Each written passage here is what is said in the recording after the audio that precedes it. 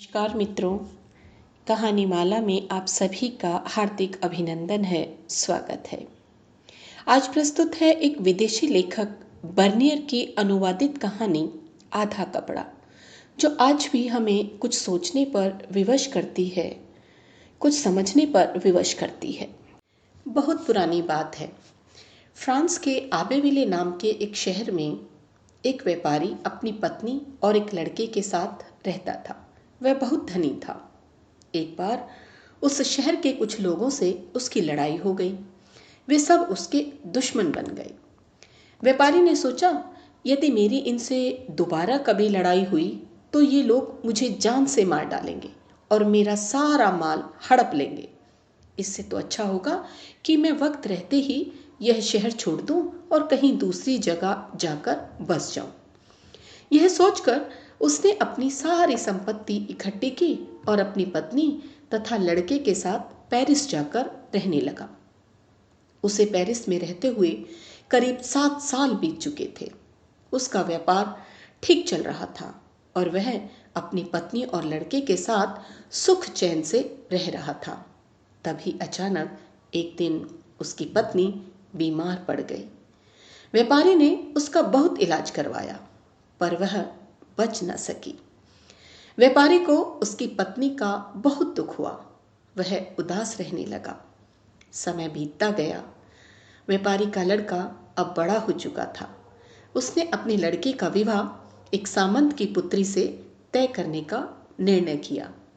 पर सामंत ने उससे कहा, यदि तुम अपनी सारी संपत्ति अपने लड़के के नाम कर दोगे, तभी मैं अपनी पुत्री का विवाह तुम्हारे लड़की के साथ करूंगा, वरना नहीं। व्यापारी ने उसकी शर्त मान ली और अपनी सारी संपत्ति अपने लड़के के नाम कर दी।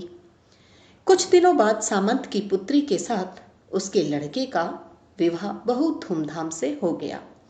2 वर्ष बाद व्यापारी के लड़के के यहाँ पुत्र पैदा हुआ। वह धीरे धीरे बड़ा होने लगा। उधर व्यापारी अब बूढ़ा हो चुका था। उससे चला भी नहीं जाता था। व्यापारी का लड़का तथा लड़के की पत्नी उसका बिल्कुल भी ध्यान नहीं रखते थे और उसे बोझ समझने लगे थे।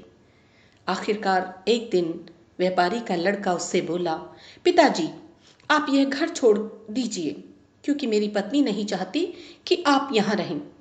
हमने आपको 12 साल तक अपने साथ रखा, लेकिन अब नहीं रख सकते।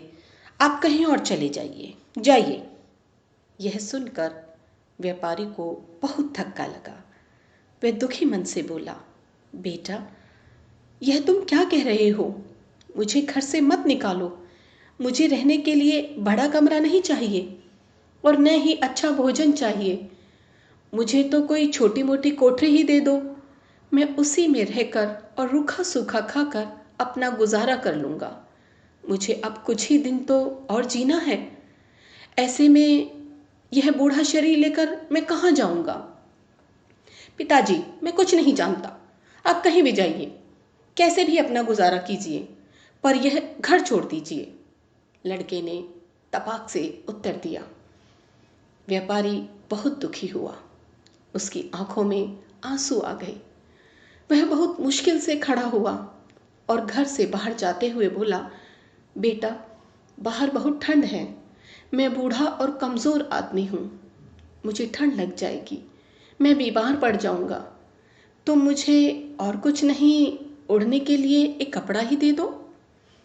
यह सुनकर उसका लड़का खींच भरे स्वर में बोला, पिताजी, मेरे पास आपको देने लायक कोई भी कपड़ा नहीं है। इस पर व्यापारी ने कहा, बेटा, मैं ठंड के कारण कांप रहा हूँ।